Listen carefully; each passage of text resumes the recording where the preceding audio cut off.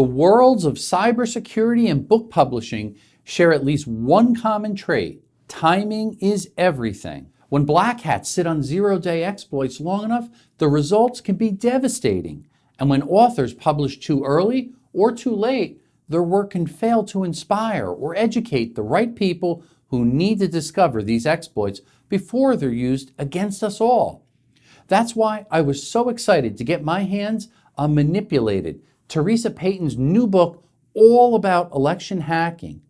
But is this the right book at the right time? Right now, American democracy is being challenged as it never has before. Unresolved global pandemic concerns, cancel culture, social media, and voter fraud are just a few threats that loom over our 2020 presidential elections, only months away.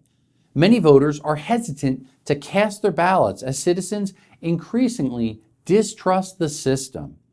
Just prior to the presidential elections, way back in 2016, I was asked about the possibility of election hacking or manipulation by Russia.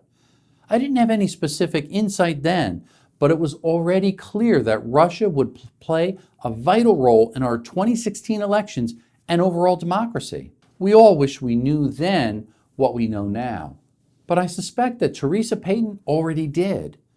When I received an advanced copy of Manipulated last year, it almost felt too prescient. Payton served as the first female chief information officer in White House under George W. Bush administration, so she was privy to many cybersecurity trends and attacks before most experts. At the time, misinformation campaigns, disinformation tactics, and fake personas felt more like political science fiction than reality. But fast forward to today, and these matters have become front-page news with no signs of disappearing. As we quickly approach what is gearing up to be the most important election in a generation, Manipulated couldn't be better timed or positioned to take on the threat of election hacking and the fallout unfolding into our democracy. Years of research uncover far more than just election meddling by the Kremlin, as Payton illustrates just how targeted misinformation campaigns can affect all of the world. When I interviewed Theresa, I was well aware of her accomplishments and bio, but you may recognize her face from her better-known credentials, including Deputy Commander of Intelligence on the CBS reality TV series Hunted. Theresa's insight into popular culture and entertainment isn't an accident. Her stint on Hunted in front of and behind the camera as a technical advisor helps inform her approach to writing Manipulated. Her book contains just enough theoreticals to pull the reader in, but not too many so as to turn into a string of conspiracy theories, as so many contemporary authors are inclined to do. Both her concrete examples and speculation are born out of real-world experience and exhaustive research.